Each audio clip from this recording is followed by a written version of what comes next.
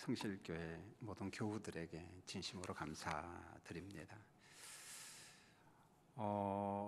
저는 맥체인 성경 읽기표를 가지고 이렇게 매일 성경 읽기를 하고 좀 묵상을 합니다. 물론 이제 성경을 읽는 방법이 다양하죠. 어떤 사람들은 막 속독하기 위해서 그저 우리 교인들을 보니까 뭐 1년에 10독도 하고, 눈이 좀 어두운 어르신들은 이렇게 들으면서 이렇게 성경을 읽는 건 아니지만 이렇게 듣는 분도 있고. 근데 뭔가 제 마음에 흡족하지가 않아요. 그게 옛날에 제가 대학교 다닐 때 레비게이터 가지고 묵상할 때는 은혜는 되는데 진도가 또 안 나가고 뭐가 좋을까 하다가 맥체인 성경 읽기표를 가지고 합니다. 아마 그걸 하는 교회들이 꽤 있습니다. 주로 이제 선교사들이 참 많이 하는데, 맥체인이라는 사람은 원래 스코틀랜드 사람입니다.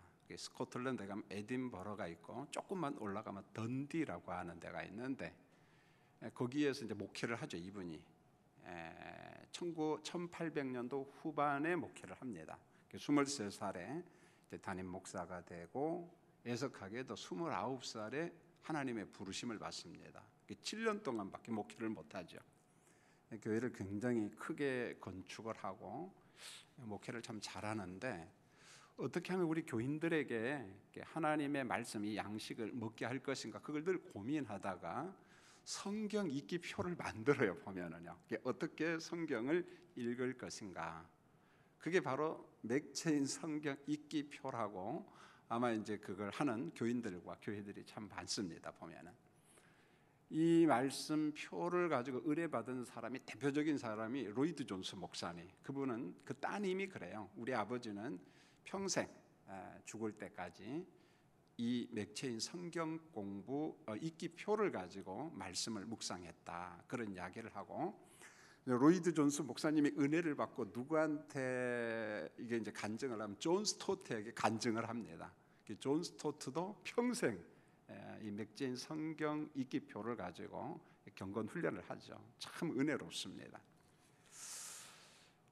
저도 어느 날이었어요. 날짜를 제가 적어놨는데 8월 31일 새벽에 이제 제가 이 맥체인 성경 읽기표를 가지고 묵상하는데, 그날 읽는 것은 사무엘상 24장, 고린도전서 5장, 에스겔서 3장, 시편 39편 말씀을 이렇게 묵상하면서 노트에다가 쭉 정리를 했어요.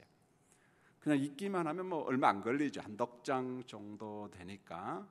그런데 읽고 정리를 하고 하면은 빨라도 1시간, 좀 길으면은 한 90분, 어느 때는 한 2시간도. 목회자가 아니면은 시간이 많지 않으면 참 쉽지는 않죠. 그러나 평신도들이 해도 굉장히 유익한 그런 말씀입니다.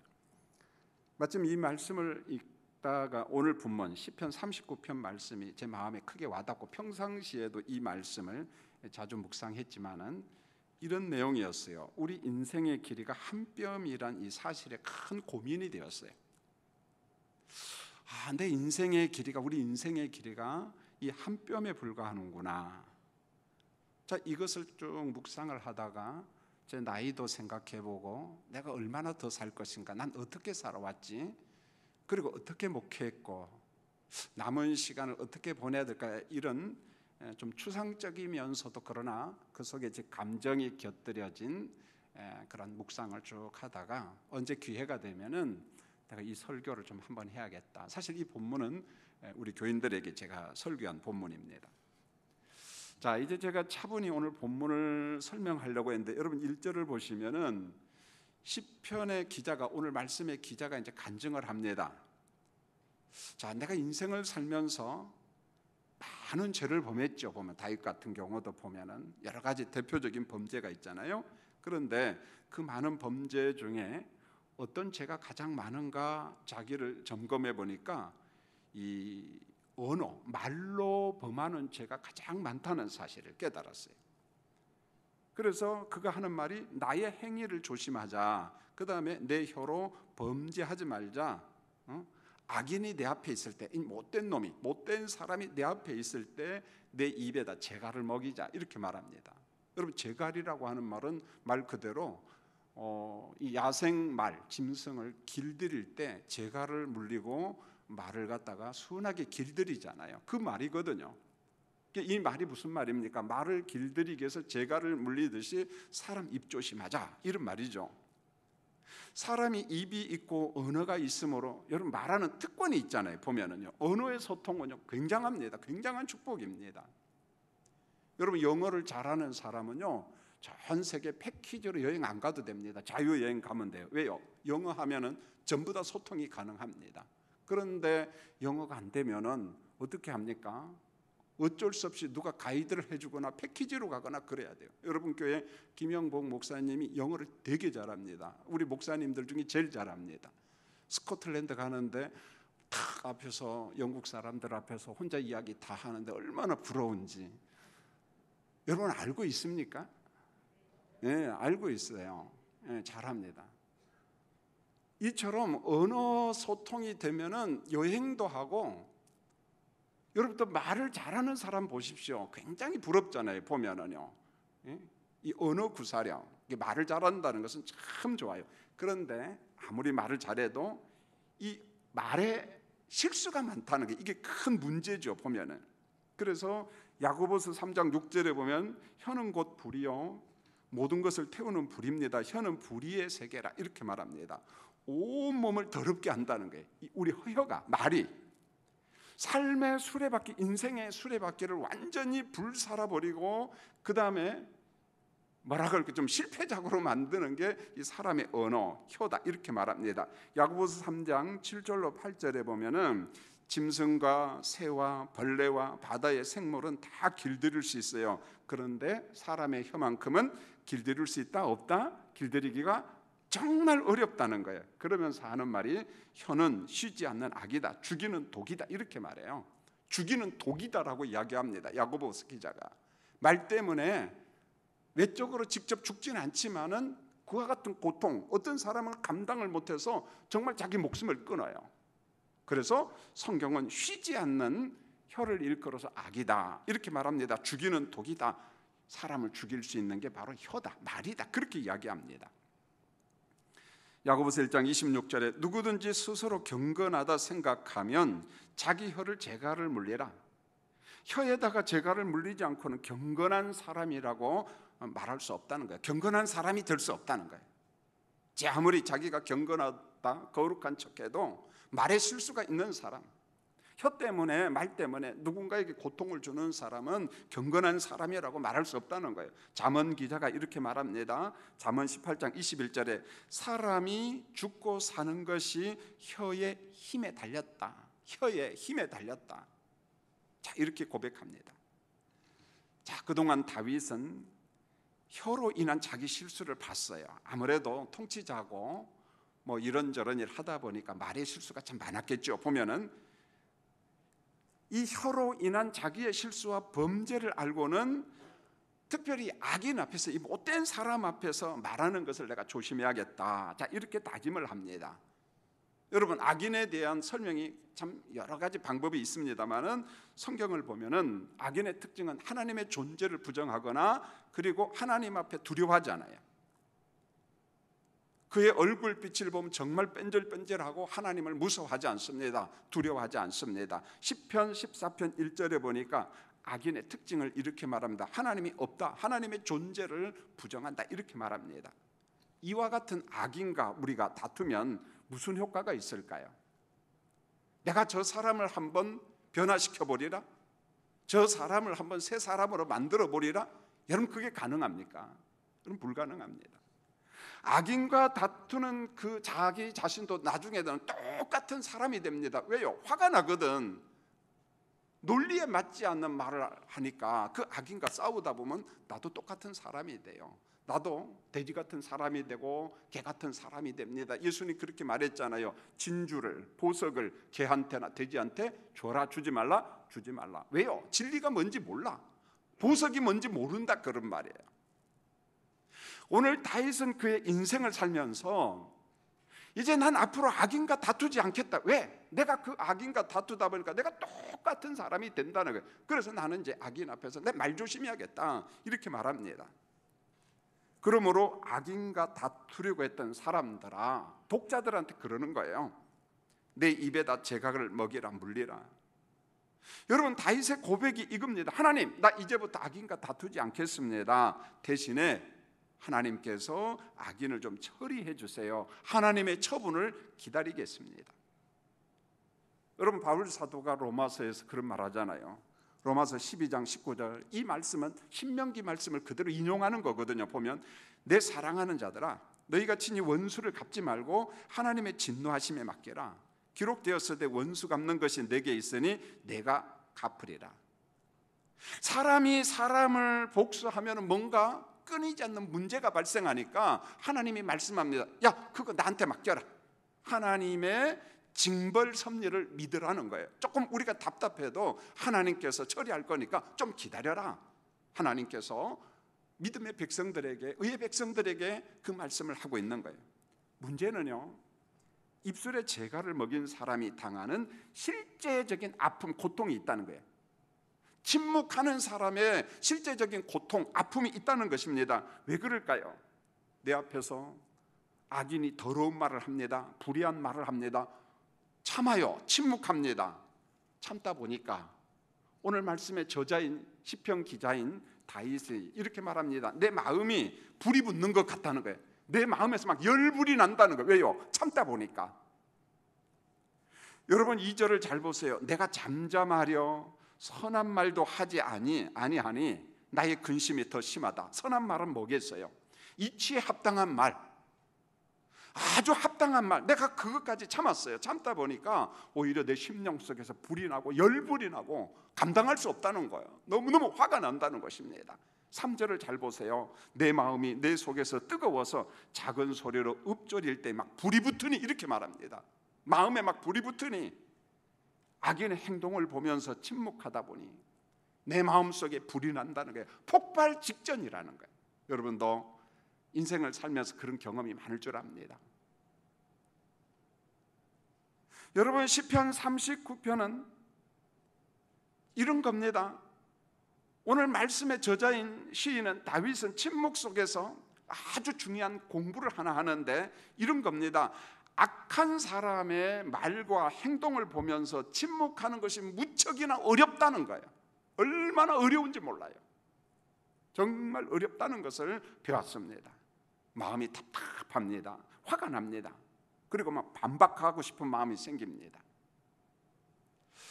자, 이런저런 이유로 전염병 시대를 살면서 우리 예수 믿는 사람들도 주변에 있는 사람들로부터 조롱도 받고 비아냥도 듣고 참 금년 한 해 그런 일을 많이 당했어요. 빈정거림을 정말 많이 당했어요.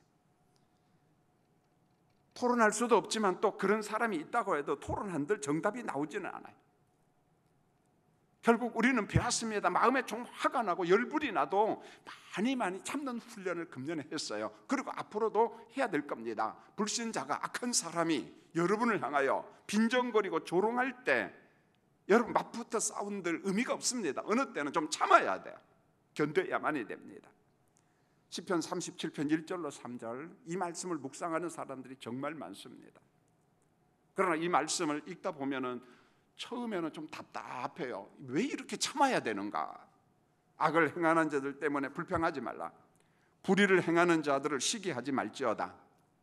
그들은 풀과 같이 속히 배임을 당할 것이며 푸른 채소같이 쇠잔할 것이미로다. 여호와를 의뢰하고 선을 행하라. 땅에 머무는 동안 그의 성실을 먹을거리로 삼을지어다. 하나님의 성실을 먹거리로 삼으면서 좀 참으라는 거예요. 좀 인내하라, 그런 말입니다. 그러면서 시편 기자가 이렇게 말합니다. 시편 37편 10절, 잠시 후에는 악인이 없어지리니. 여러분, 하나님의 시간표가 잠시지 우리 시간표 잠시는요 정말 견디기 어려워요. 그런데 하나님이 말씀합니다. 내 시간표대로 좀 참아라.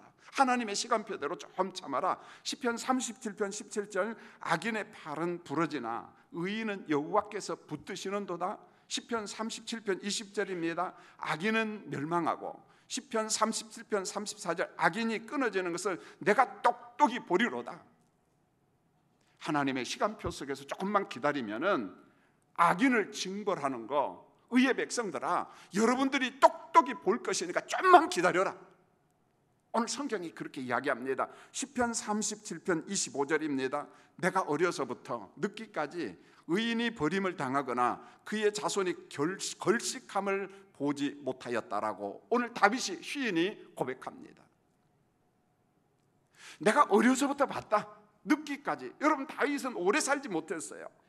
70살에 하나님의 부르심을 받았어요. 그러나 그의 짧은 인생 70년을 통해서 난 봤다.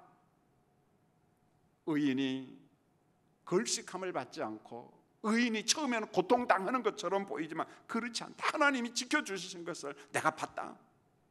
오늘 다윗이 그 이야기를 합니다. 시인은 악인의 말과 행동을 보면서 침묵을 할 때 불타는 마음의 분노를 보면서, 자기 마음을 보면서, 자기 심령 속에 일어나는 분노를 보면서 생각을 좀 바꿔요. 사람에게 행하던 마음과 생각을 하나님께 향하면서 간구를 합니다. 하나님 앞에 기도를 합니다. 3절 하반절을 보세요. 나의 혀로 말하기를 하나님 앞에 간구합니다. 4절입니다. 여호와여, 나의 종말과 연한이 언제까지인지 알게 하사 나의 연약함을 알게 하소서. 이렇게 말합니다. 여러분, 문장 내용을 잘 보세요. 하나님, 나의 종말, 나의 연한이 언제까지인지 알게 하시고 내가 얼마나 연약한 사람인지 하나님 좀 알게 해주세요. 자, 이렇게 말합니다. 이게 무슨 말입니까? 내가 무너지기 전에 하나님, 제가 좀 알고 싶은 게 있습니다. 내 인생의 연한, 내 인생의 길이가 얼마나 됩니까? 난 몇 년 살 수 있습니까? 내가 몇 년 살다가 하나님의 부르심을 받겠습니까? 내 인생 언제 마감합니까? 하나님 앞에 질문을 던졌습니다. 여러분, 하나님, 악인들이 득세하는 세상에 내가 지금 살고 있는데 난 누구냐는 거예요. 요즘 말로 하면은 우리 성실교회는 어떤 교회고 이 땅에 살고 있는 우리는 어떤 사람들이냐는 거예요. 그걸 하나님 앞에 물어보는 거예요. 다윗은 자기 심령에 막 화가 납니다. 마음이 막 불이 납니다. 그 순간에 현실을 자기 관점에서 보는 것을 접어버리고 하나님의 관점에서 세상을 보기 시작해요. 악인을 보기 시작합니다. 그리고 자기 자신을 보기 시작해요. 하나님, 난 몇 년이나 살 것 같아요? 내 인생의 길이가 얼마나 됩니까? 드디어 시인이, 다윗이 자기 연한을 알게 됩니다. 여러분, 5절 말씀 우리 같이 한번 읽어볼까요? 뭐라고 이야기하는가? 자, 말씀을 같이 한번 읽겠습니다. 시작.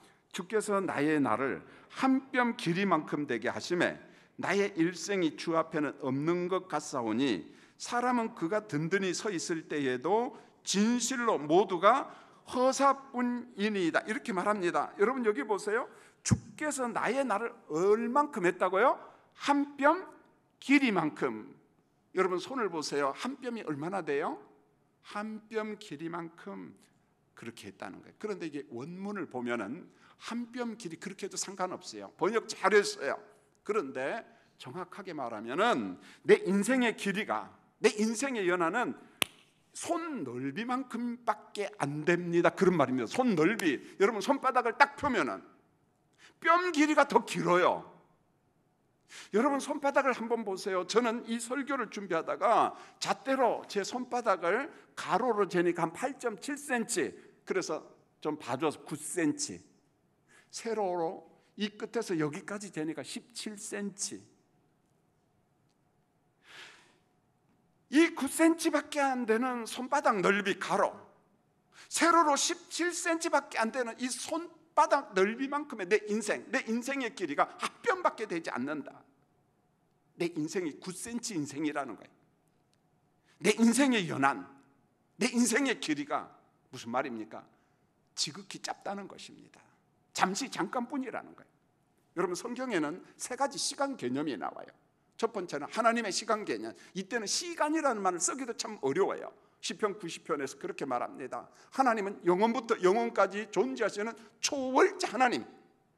여러분, 우리가 보고 있는 우주 공간을 초월해 계시는 하나님. 그러니까 하나님은 시작도 없고 끝도 없는 영원부터 영원까지 존재하시는 하나님이라는 거예요. 두 번째 시간은 피조된 시간입니다. 자, 이 시간은 직선적 시간이에요. 시작이 있어요. 창조점이 있어요. 종말점이 있습니다. 시작이 있으면 끝이 있다는 것입니다. 세 번째는 우리 인생의 시간이라는 거예요. 여러분의 시간, 여러분 태어난 생일이 있잖아요. 저는 2월 24일 생입니다. 그리고 언제 죽을지 난 몰라. 그런데 죽을 점이 있다는 거예요.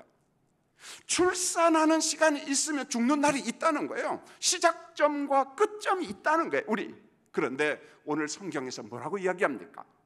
하나님의 시간표와 하나님이 창조한 피조된 시간과 비교했을 때 여러분의 인생의 시간, 다윗의 인생의 시간은 손바닥 한 뼘밖에 안 된다는 거예요. 9cm밖에 안 된다는 것입니다. 9cm는 재고 자실 것도 없어요. 한눈에 싹 들어옵니다. 9cm. 여러분의 인생이 9cm 인생이라는 거예요. 한 뼘밖에 안 된다는 것입니다. 여러분 120년을 살다가 하나님의 품에 안식한 모세가 그런 간증을 하잖아요. 우리 모든 날들이 어떻게 지나갑니까? 우리 평생이 순식간에 다 한다. 70년, 80년 사는 인생도 별로 자랑거리가 없다는 거예요. 내가 70년, 80년, 90년 인생을 살았는데 결과를 보니까 수고밖에 없다는 거예요. 슬픔밖에 없다는 것입니다. 이것마저도 신속하게 날아가더라는 거예요. 9cm 인생인데 잠시면 끝나죠. 잠시면 끝납니다. 이 설교를 준비하면서 굉장히 조심해야겠다 하면서 제가 이런 이야기를 했습니다. 인생의 시간이 화살처럼 신속하게 날아가지만 하루가 10년 같은 사람이 있어요. 이 사람들을 배려합니다. 하루가 10년처럼 길게 느껴지는 사람. 저도 몸이 많이 아플 때 아파트 1층에서 20층까지 올라가는데 그거 뭐 1분이면 올라가겠죠. 왜 그렇게 안 가는지 몸이 아파 보세요. 그래서 하루가 10년처럼 느껴지는 한 세 종류의 유형의 사람인데 몸이 많이 아픈 사람, 시간이 지독히 안 갑니다, 여러분. 중병으로 고생하는 사람들은요, 하루가 너무너무 길어요. 두 번째로 극심한 가난과 고통 중에 있는 사람은 시간이 잘 안 갑니다, 여러분. 세 번째로 시험에 떨어진 사람들, 재수하는 사람들, 삼수하는 사람들, 이 사람도 1년이 10년 같아요. 잘 안 갑니다, 보면 시간이요. 그래서 이런 성도들에게 간청합니다. 우리 의지만 가지고 질병과 가난을 상대하면 여러분 또 넘어집니다. 우리의 질병과 가난과 실패를 전능자 하나님 앞에 맡기시기를 원합니다. 다윗의 하나님 앞에 맡기시기를 원합니다. 내 인생은 한 뼘밖에 안 돼요. 9cm밖에 안 됩니다. 이 9cm 인생도 내가 나를 통제하려면 안 됩니다, 여러분요. 자, 인생을 오래 사신 경기 남전도의 장로님들, 70이 넘으시고 80이 넘으신 어르신들, 여러분 한번 간증해 보세요. 하나님 앞에 맡길 때 정말 하나님 나 혼자 감당할 수가 없어요. 성령이요, 이 질병과 가난과 실패의 고리를 제발 좀 끊어주세요. 하나님 앞에 간청하시기를 원합니다. 저는 우리 교인들을 향하여 중보 기도를 할 때 이런 기도가 종종 나와요. 질병이 우리 교인들을 삼키지 못하게 해주세요. 이런 기도를 합니다. 저는 오랜 동안 병치를 했기 때문에 환자 마음, 특별히 중증 환자의 마음을 압니다. 그 의식의 흐름 속에 자살 충동을 느끼는 사람, 그 외로움과 고독이 뭔가를 아는 사람, 그분들 압니다. 전 중증 환자들을 많이 이해하려고 노력해요. 여러분, 어떤 사람은요, 암을 한 번, 두 번 수술하고 항암 치료받고 방사선 치료받고 그걸 능히 극복을 해요. 대단한 사람이 있습니다. 그런데 어느 순간에 암은 다 극복했는데 작은 병에 넘어질 때가 있다는 거예요. 암은 극복했어요. 한 번, 두 번 극복했어요. 대단한 사람입니다. 그런데 어느 날 어떤 시간이 되면 그건 잘 모르겠어요. 40세일 수도 있고 50대일 수도 있고 60대일 수도 있고 그렇게 강했던 사람이 한순간에 넘어져요. 작은 것에 넘어집니다. 그런데요, 넘어지는 순간에 그 사람은 질병한테 삼킨 바 되어서 일어나지 못합니다. 시들시들하다가 죽습니다, 여러분요. 그래서 이런 중보 기도를 많이 해요. 하나님, 우리 장로님, 우리 권사님, 우리 집사님, 아니 김 목사 자신도 어떤 병, 어떤 위기, 어떤 실패, 어떤 가난이 온다 할지라도 성령이 좀 제발 좀 잡아주세요. 거기에 먹히면 안 됩니다. 거기에 먹히면 안 됩니다. 사랑하는 성도님들, 성령께 내 모든 것을 맡긴다는 말은 오늘 다윗이 고백한 것처럼 나는 너무너무 약합니다. 내 인생은 한 뼘밖에 안 돼요. 그걸 내가 가지고 못합니다. 그러므로 성령 하나님 앞에 전적으로 맡기시면서 하나님의 은혜 가운데 그것을 극복해 나가야 돼요. 하나님, 내 인생을 좀 맡아주세요. 그렇게 기도하고 사모하는 우리 교인들이 되기를 원합니다. 여러분, 오늘 말씀을 보세요. 나의 일생이 주 앞에는 없는 것 같사오니 이렇게 말합니다. 여러분, 고향이 어딘가요? 여러분, 몸이 외롭고 힘들 때는 그런 상담을 합니다. 어디 가고 싶어요? 그러면 내가 놀았던 뒷동산 가십시오. 신혼여행 갔던 곳. 자, 고향을 한번 생각해 보세요. 자연불학 앞에 정자나무 하나씩 거의 다 있습니다. 물어보면 100년, 200년, 어떤 동네 나무는 500년 됐대요. 그런데 여전히 그 자리에 있어요. 여러분, 살았던 뒷동산이나 앞에 보면 바위덩어리가 있잖아요. 그게 몇 년 됐을 것 같아요? 1000년 더 됐어요. 그 자리 그대로 있어요.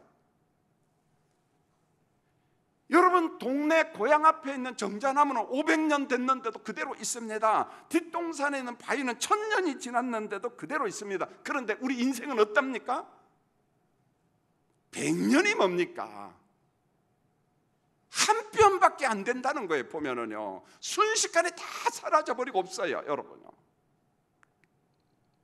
그래서 오늘 말씀이 이렇게 말하는 거예요. 나의 일생이 주 앞에서는 없는 것 같사오니. 영원부터 영원까지 존재하시는 하나님, 창조부터 종말까지 존재하시는 시간 속에서 하나님 앞에서 내 9cm 인생이 보이긴 합니까? 계산이나 됩니까? 없는 것 같사오니. 그 다음 말씀을 보세요. 사람은 든든히 서 있는 때에도 진실로 모두가 허사뿐이다. 여러분, 든든히 선다는 말이 뭘까요? 말 그대로 형통할 때입니다. 잘 나갈 때, 성공할 때, 최고로 부자일 때, 최고의 운동선수가 되었을 때, 가장 잘 나가 남들로부터 존경을 받고 박수를 받을 그 순간도 오늘 시편 기자는 이야기합니다. 허사에 불과하다. 험한 안개라는 거예요. 시골 굴뚝에서 나오는 연기와 같다는 거예요. 잡았습니다, 연기를. 그런데 실체가 없는 거예요. 내 인생이 그렇다는 거예요. 여러분, 6절을 한번 다시 볼까요?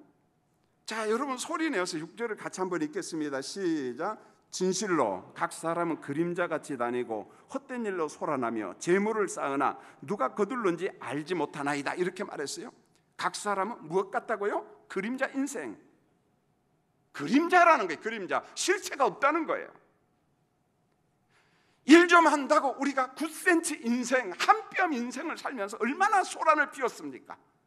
얼마나 문제를 많이 일으켰습니까? 재물과 명예를 얻으려고 인생을 다 투자했는데 그 투자가 얼마나 선했습니까? 아니면은 싸우기에 바빴고 악하게 살았고 전쟁을 하면서 살았고 남을 판단하고 우리가 그렇게 살았잖아요. 9cm 인생을 살면서 그렇게 살았다는 거예요.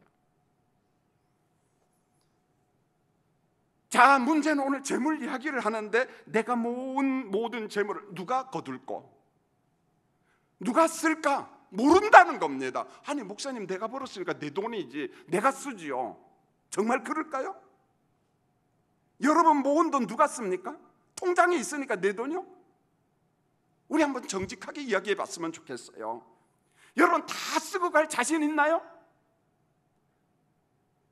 저는 지난주 토요일 날 날씨가 차가우니까 이제 반바지로 입고 줄넘기를 하다가 저는 괜찮은데 지나가는 사람이 이상하게 봐요. 머리는 좀 하얀데 얼굴은 좀 팽팽해 보이고, 그러니까 헷갈리는 얼굴이잖아요. 그래서 이건 안 되겠다. 남이 시험 들으니까. 그래서 긴 바지를 웬걸요. 버리다 보니까 추리닝이라는 추리닝은 다 버리고 하나도 없더라고요. 그 어쩔 수 없이 또 사러 가야 되는데 여러분, 제가 좀 쓸만하고 비싼 거 샀을까요? 쓸만하면서 제일 싼 거 샀을까요? 우리 부부가 청량리 롯데백화점을 가서 6층 스포츠센터 추리닝 파는 데서부터 저 지하 2층까지 쭈르륵 다니면서 비싼 건 구경만 실컷 하고 맨 아래층에 가니까 괜찮은데 29,000원치 제일 싼 거 있더라고. 여러분요, 오해하지 마세요. 김 목사는 29,000원짜리 사가지고 얼마나 행복했는지. 제 아내가 옆에서 여보 좀 좋은 거 사, 그러니까 괜찮아, 이것도 좋아. 무슨 말입니까? 추리닝 하나 사는데도 긴장해요. 비싼 거 안 사려고. 싼 거 골고루 다닌다니까. 누가 김 목사가, 여러분이, 아니 목사님 내가 모은 돈 우리 자식이 가져가면 됐지요. 오늘 그 말씀입니까? 여러분이 본 돈 여러분이 좀 쓰고 가라는 거예요. 쓸 수 있나냐는 거예요. 누가 쓸 거냐? 여러분, 내가 본 거 제대로 쓰지 못하고 갑니다. 그런데 우리는 그걸 모으기 위해서 얼마나 하나님 앞에 못된 짓 하고 인간관계 속에서 악하게 굴었고, 그 명예를 얻기 위해서 돈 좀 모으기 위해서 집 한 채 장만하기 위해서 우리가 어떻게 살았는가. 오늘 다윗이 그 이야기를 합니다. 7절에 보세요. 주여 이제 내가 무엇을 바라리요? 한 뼘 인생을 살면서 드디어 깨달아요. 주여 내가 이제 무엇을 바라리요? 나의 소망은 주께 있나이다. 다윗의 간구입니다. 악인들이 득세하는 세상에서, 이 악한 사람들이 득세하는 세상에서 8절 나의 모든 죄에서 건지시며 죄악 가운데서 좀 나를 건져주시고 우미한 자에게 욕을 먹지 않도록 저 악한 사람들 속에서 좀 나를 좀 지켜주세요. 하나님이 울타리가 되어주시고 좀 담이 되어주세요. 그 말입니다. 13절 보세요. 현실의 고통을 해결해 주시라고 간구를 하는데 13절에 내가 떠나기 전에 주는 나를 용서해 주세요. 나의 건강을 회복시켜 주세요. 여러분, 다윗은 의외로 병치레를 굉장히 많이 합니다. 하나님 내게 좀 건강을 좀 주세요. 그렇게 이야기합니다. 하나님 앞에 질병을 맡겨버려요. 내 인생 9cm밖에 안 되는데, 내 인생 한 뼘밖에 안 되는데 내 인생을 하나님께서 좀 맡아주세요. 그 이야기를 하는 거예요. 하나님이 주신 인생을 여러분 사랑해야 돼요. 잘 다듬고 가꿀 사명이 여러분에게 있습니다. 여러분, 명예와 성공은 정말 보람이 되죠. 얼마나 보람이 됩니까? 그러나 제가 이 설교를 준비하면서 하고 싶은 것은 그게 아니었어요.